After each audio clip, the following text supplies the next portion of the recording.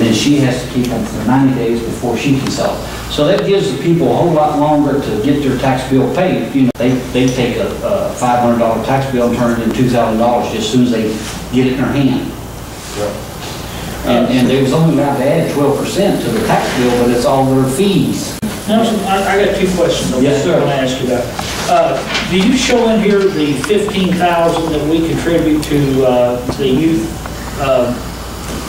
for Ryan? How does that show? Well, there is she's got the total thing here. But is that added into your deputy salary? I would ship into that line? All that's added. Okay, so we got it covered? Yeah. Oh, yeah. Okay. Yeah. We need a motion to accept the sheriff's budget. Is there a motion to do that?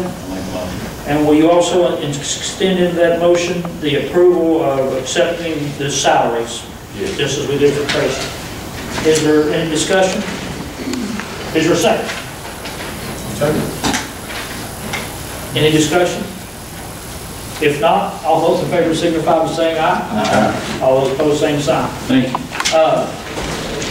Sheriff, while you're here, and Tracy, I think, Dudley, did you want to ask them a question about the audience? Be okay? And Dudley Goyen had recently had surgery on his neck. The Gallatin County newspaper reports that the trailer of Mark and Teresa Pullen was mysteriously set on fire. Mark and Teresa Pullen, a local Gallatin County couple who are in jail on drug charges. They're currently being held on $50,000 and $25,000 bonds, respectively. The Gallatin County News also reports that the Gallatin County High School varsity basketball teams won their first 2 games. The first game against Eminence, Zach Jones had scored the most points with 18, and against Trimble County, Bryce Carlton scored the most with 21 points. Karen Moore Neely is challenging incumbent Tracy Miles for the county clerk. Karen has been working in the PVA, the Property Valuation Administrator's office, for 24 years. Tracy Miles, a lifelong Democrat, has been the county clerk for 11 years. This would be her 4th term. As Nelson Brown attempts a 3rd term as Sheriff of Gallatin County, he will have to face 2 challengers. Deputy Sheriff Josh Neal is challenging Nelson Brown in the Democratic primary on May 18th, which is 5 months and 6 days away. Josh Neal says that it's time for a change. If Nelson Brown survives the primary race, then he will have to run against Ronnie Smith, a Libertarian candidate in the general election. So there may be a new sheriff in town. I did a phone interview with Ronnie Smith last week. See, people got to understand that the federal government has tricked everyone and they've turned everything upside down. Normally, the federal government is what you call limited in their powers. The federal government has very limited powers. They have limited jurisdiction, only 10 miles square around Washington, D.C. You know, in your mind, you always think, you know, I guess America is above, Kentucky is above local politics, when that necessarily isn't the case. Well, see, people just don't understand, I guess, that the power goes from the people to the county, to the sheriff, and then to the state, and then on up to the federal government. The 14th Amendment created a corporate citizenship for the United States federal government. Basically a national citizenship. Right. And what they've done is they've created this citizenship and they've assumed power over everyone.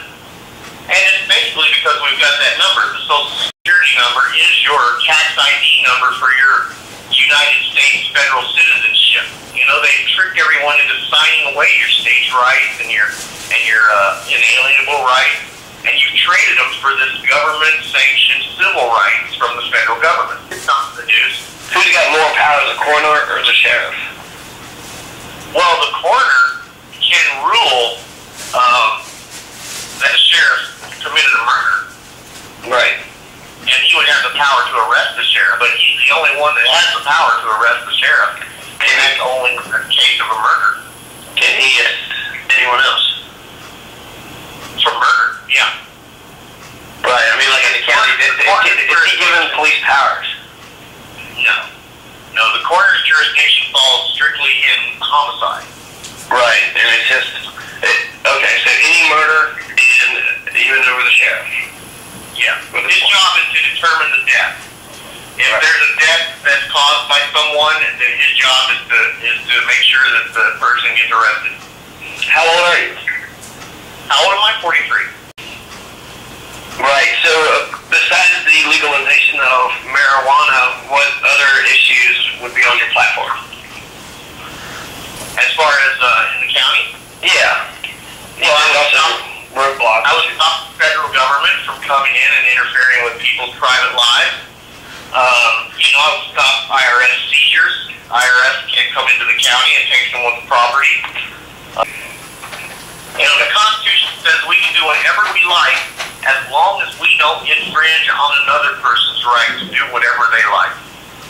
So if you got in office, would you do an investigation on who killed Cowboy Hopkins? I would. There's a couple of there's a few murders in Gallatin County I'd like to find out about. There was David Barnes who got killed years ago. I'd like to find out what happened to him. They said it was suicide, but the rifle that he supposedly shot himself with was 50 feet away. Right. And Cowboy, he was shot through his window, right? It seems like. It seems, 50 foot away, how could you, you couldn't kill you unless you threw the gun or something that you shot, but that'd be nearly impossible. That's why I say there's a few what they call cold cases that I'd like to open up and see what's going on with. Have you ever come across the term community policing? Sure. It's like neighborhood watch. Exactly.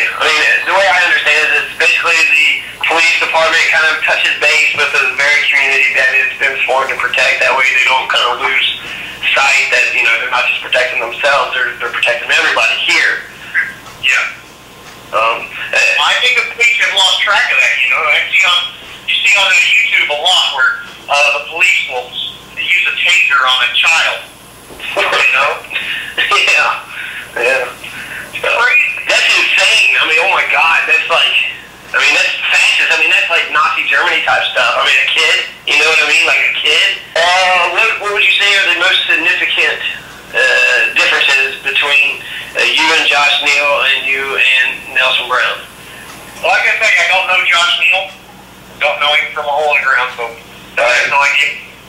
I can only assume that he's as ignorant as everyone else. The federal government has no power over the sheriff of a county.